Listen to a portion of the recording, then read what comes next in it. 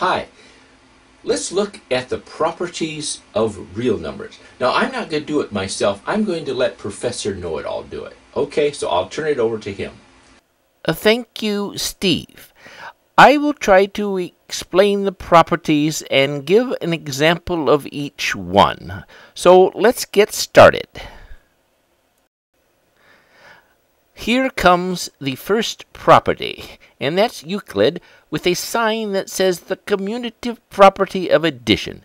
This says if you're given two numbers and you add them together, and if you switch the numbers and add them together again, you get the same answer. Multiplication has a similar property for switching numbers around. That is called the commutative property of multiplication. It says if you have two numbers and you multiply them together, you get the same answer if you switch the numbers and multiply them. The next property has to do with grouping numbers in addition. It is called the associative property of addition.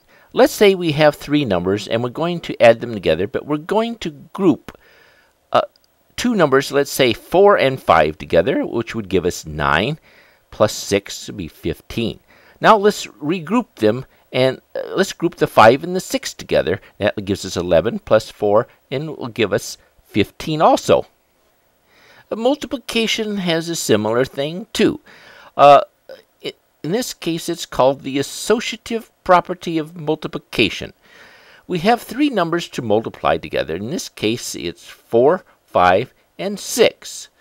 Let's group the 4 and the 5 together. That gives us 20. Times 6 is 120. Now let's group on the other side the 5 and the 6. And we get 30 times 4 will give us also 120. Here is a simple property in which one of the Bernoulli brothers is bringing a sign that says the addition property of 0.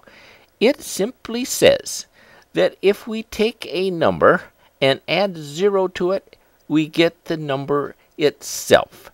In this case, 4 plus 0 is 4, or 0 plus 4 is 4. Here comes Newton with our next property, the multiplication property of 0. It simply states that if you take a number and you multiply it by 0, you get 0. In our case here, we have 4 times 0 is 0, or you could say 0 times 4 is 0. A very simple property. Here is a property that is not too difficult.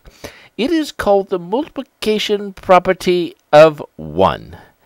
It simply says that if you take and multiply 1 times any number, you get the number itself. In this case, we've got 6 times 1 will just be 6, or 1 times 6 is 6. This property has to do with additive inverses. It is called the inverse property of addition. 5 is the additive inverse of negative 5, and negative 5 is the additive inverse of 5.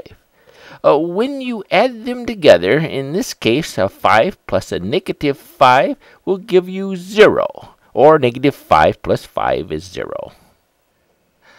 Let's consider an inverse property of multiplication. Let's say that we have 2, and we take the reciprocal of 2, which is 1/2, and multiply it times 2, you'll get 1. Keep in mind, you can't have a denominator of 0.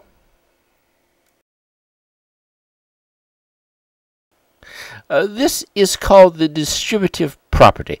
Let's say that we have two numbers to be added together that are inside parentheses. In this case, a 5 and a 6. We can take what's outside the parentheses, in this case 4, and multiply it times each individual number and get the same answer as if we would have added the 5 and 6 together and multiplied by 4. Let's take a look at some division properties of 0 and 1. Let's say that you want to divide a number into 0. Let's say 7 into 0. That is going to give you 0. Any number into 0 is just 0. Now, but you cannot divide 0 into a number. It's undefined. If you take a number and divide it into itself, you get 1, but you cannot have a denominator of 0.